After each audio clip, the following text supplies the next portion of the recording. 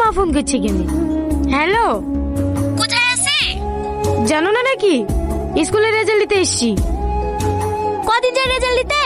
সেদিন গালি যে সেদিন পাইনি। ঠিক আছে লেলি, তাড়াতাড়ি বাড়ি আয়। কেনে? তো শ্বশুর তোকে নিতে এসছে। নিতে এসে বারণ করে দিবা। আমি তোমাদেরকে বলিনি নাকি আমার ভাত খাবো না? আমি ওসব কিছু বলতে পারবো না, তুই এসে বল। বৌমা কি বলছো বোন? দেখি আমাকে দেন।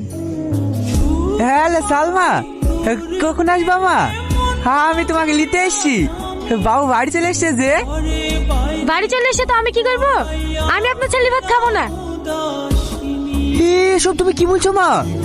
স্বামী স্ত্রীর মধ্যে একটু ঝামেলা হতেই পারে। ভাত খাবো না বললে হবে? টনি কি কিছু বলেছে তোমাকে?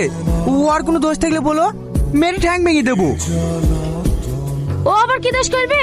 যে স্বামী বয়স সকালে পূরণ করতে পারে না, সে স্বামী আমার দরকার নাই। ডিভোর্স পেপার পাঠিয়ে দেবো। আপনার ছেলেকে সই করে দিতে বলবেন। আমি আর আপনার ছেলে ভাত খাবো না। রাখছি।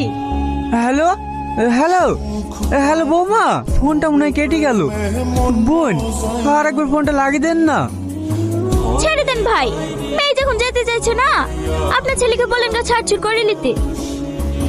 চোর করে তার সংসার করানো যায় না। এই সামের চ। আর একবার বৌমাকে ফোনটা লাগিয়ে দিলে হতো না? কি বারবার অপমানের যাচ্ছি? ওরা বলছে তো ডিভোর্স দিয়ে দেবো। দেশে কি মেয়ের অভাব নাকি? চ, অতি ভালো মেয়ের সাথে সেলিব্রিটি দিয়ে দেবো। ভালো মেয়ের সাথে বিয়ে দেবে? ওই ভিখারি বাড়িতে কেউ মেয়ে দেবে কি দেখা? গলা থেকে কাটাটা নামলো। এই সাথী, সালমা স্কুল থেকে আসলে বলে দিস ডিভোর্স পেপারটা পাঠিয়ে দিতে। আর কোন স্কুল মাস্টারের সাথে প্রেম করছে তার বাপ মাকে আসতে বল, অল্প দিনে বিটা দিয়ে দেবো।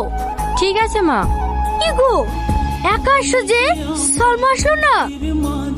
না, ও আর এ বাড়িতে কোনোদিনও আসবে না। কেনে?